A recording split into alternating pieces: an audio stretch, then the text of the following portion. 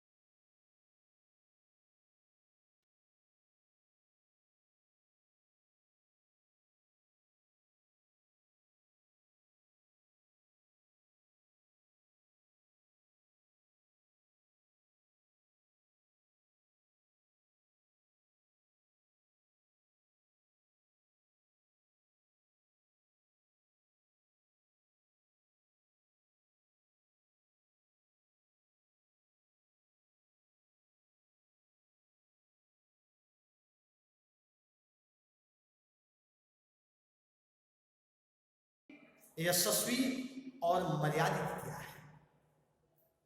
कवि भगवान राम की चर्चा करते हैं। भगवान राम हमारे आराध्य हैं, इष्ट देव हैं। माता सीता उनकी धर्म पत्नी हैं। स्वाभाविक रूप से इस पवित्र धरती पर उनका जन्म होना ही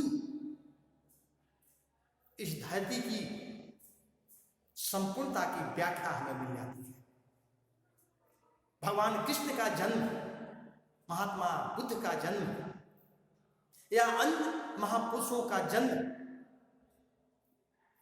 अधिकांशतः इस भारत की पवित्र धरती पर हुई है।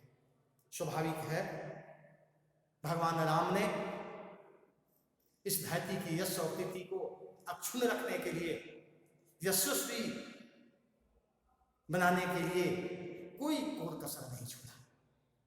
भगवान राम ने रावण की वध कर करके राम राज्य की स्थापना की। पूरे विश्व में सुख शांति समृद्धि लाने का यथार्थ प्रयास किया। उसका सदपरिणाम भी ये रहा कि भारत एक श्रेष्ठ राष्ट्र बना। भगवान कृष्ण जिनका जन्म कारागार में हुआ, इनकी माता का नाम देवकी, पिता का नाम वासुदेव था।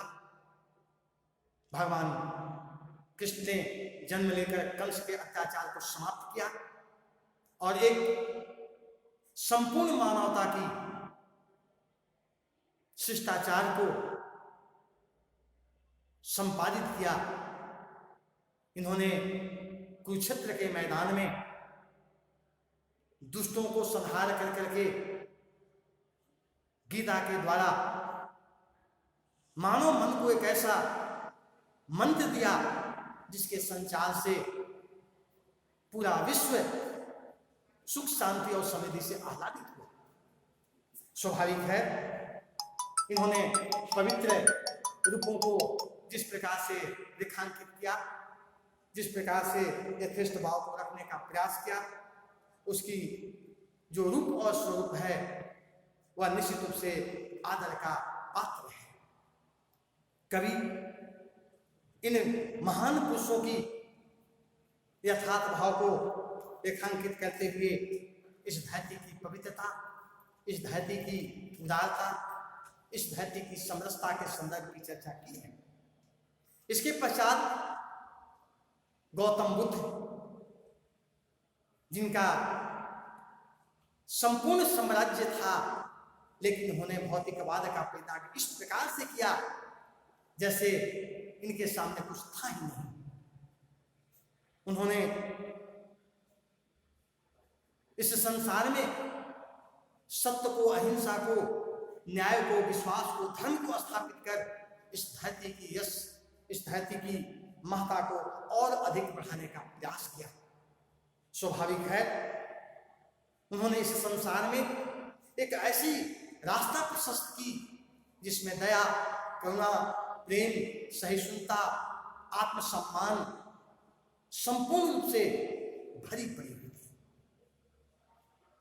इन महापुरुषों ने हमें दया के पाठ को, करुणा के पाठ को पढ़ाया और इसके इन्हीं संदर्भों के आलोक में, प्रकाश में पूरे विश्व को आलोकित और प्रकाशित किया। स्वाभाविक है, यह अपने आप में एक यथेष्ट कार्य है।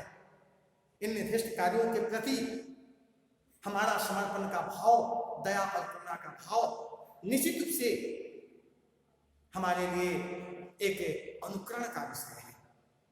कवि भारत को युद्ध भूमि की संज्ञा दी, बुद्ध भूमि की संज्ञा दी। हम बहुत दूर न जाकर के संक्षिप्त समयों का यदि अवलोकन करें, स्वतंत्रता प्राप्ति के समयों का यदि सिर्फ हम अवलोकन करें तो स्पष्ट रूप से दृष्टिगोचर होता है कि भारत की भूमि युद्ध की भूमि रही है। हम पाकिस्तान से और चीन से स्वतंत्रता प्राप्ति के पश्चात भी 4-5 युद्ध अभी तक लड़ चुके। स्वाभाविक है, इस प्रकार की जो बातें हैं वह इस बात को प्रमाणित करने के लिए काफी है कि भारत की जो भूमि है इसमें युद्ध लड़ी गई और भारत की भूमि युद्ध की भूमि है। सबसे पहली बात तो यह है कि इससे पहले हमने मुगल काल में मुगलों से युद्ध लड़ी, हम लोगों ने अंग्रेजों से युद्ध लड़ी, हमने फ्रांसीसियों से, हमने डचों से, पुर्तगालियों से अनेक प्रकार के युद्ध लड़े और मानवता की सेवा की और वास्तव में भारत की भूमि की पवित्रता को, अक्षुण्णता को बनाए रखने का निरंतर प्रयास किया। इस कारण से हम कह सकते हैं कि भारत की जो भूमि है वास्तव में युद्ध की भूमि नहीं है और युद्ध लड़ करके हमने यश और कीर्ति को संसार में स्थापित किया है। पवित्रता, शुद्धता और शुद्धता का संचार इस संसार में किया है। वास्तव में यह अपने आप में अनुपम बात है। कवि ने दूसरी जगह वह बुद्ध भूमि मेरी, महात्मा बुद्ध ने सारे सांसारिक सुखों का परित्याग कर, भौतिक सुखों को परित्याग कर यह बात संसार को बताने के लिए कि संसार में अगर भारत की मातृभूमि की या जन्मभूमि की महिमा को मंडित करना है तो हमें सत्य के मार्ग पर, अहिंसा के मार्ग पर, न्याय के मार्ग पर, सत्कर्म के मार्ग पर चलकर ही प्राप्त किया जा सकता है, न कि भौतिकवाद के रास्ते पर चलकर। उन्होंने धर्म को, न्याय को, सत्य को, अहिंसा को अपना सर्वश्रेष्ठ सिद्धांत बनाया, लोगों को सिद्धांत पर चलने के लिए प्रेरित किया। वास्तव में महात्मा बुद्ध ने दया का, करुणा का, सत्य का, अहिंसा का, प्रेम का, न्याय का, विश्वास का, आत्मविश्वास का हमारे मन में ही संचार नहीं किया, बल्कि विश्व के अनेक देशों में इनकी यह सिद्धांत आज भी संपूर्ण रूप से लागू है। यह श्रेष्ठता की बात ही कही जाएगी कि इस धरती पर जन्म लेने वाले भगवान बुद्ध ने विश्व को एक ऐसा रूप प्रदान किया जिसके आलोक में, जिसके प्रकाश में पूरा का पूरा विश्व प्रकाशित और आलोकित है। स्वाभाविक रूप से हम कह सकते हैं कि यह जो धरती है भगवान राम की धरती है, भगवान कृष्ण की धरती है, माता सीता की धरती है। निश्चित रूप से यह धरती बुद्ध की है, यह धरती वेदों की है, पुराणों की है, धार्मिक ग्रंथों की है, अनेक प्रकार के लोगों का, संप्रदायों का, धर्मों का यह धरती रहा है और इस धरती से यश और कीर्ति, आदर्श, मर्यादित होकर पूरे विश्व तक पहुंची है। धर्म की ध्वज लेकर हम पूरे विश्व तक अपने इस यथार्थ भाव को पहुंचाने का प्रयास किया है, जिसमें सिर्फ और सिर्फ मानव कल्याण की बात रखी गई है, न कि स्वार्थ की बात। अगर स्वार्थ की बात हम करते तो विश्व में कहीं पर भी हमें स्थान नहीं मिलता, लेकिन जिस प्रकार से हमारे धर्म ध्वज को स्थान प्रदान किया गया, जिस प्रकार से हमारे विचार को प्रासंगिकता के रूप में पूरा विश्व ने स्वीकार किया, इससे बिल्कुल स्पष्ट है कि हमारा जो धर्म है न्याय के बल पर, विश्वास के बल पर, आत्मसम्मान के बल पर सभी देशों तक पहुंचा है। और यह धरती की ही, भारत भूमि की पवित्र धरती की ही अपना संपूर्ण यथार्थ भाव है कि ऐसे ऐसे इनके बच्चे हुए जिन्होंने इनके संरक्षण में पल करके बढ़ करके और विश्व को एक नया सिद्धांत, नया आत्मविश्वास, नई प्रेरणा, अन्य प्रकार के सारे तत्वों से विश्व को परिमार्जित किया। वास्तव में ऐसी धरती पर जन्म लेना, ऐसी मातृभूमि पर अपनत्व के भाव को रखना यथार्थ भाव है, और इस प्रकार से इसको हम अपने अंतःकरण से स्वीकार करते हैं।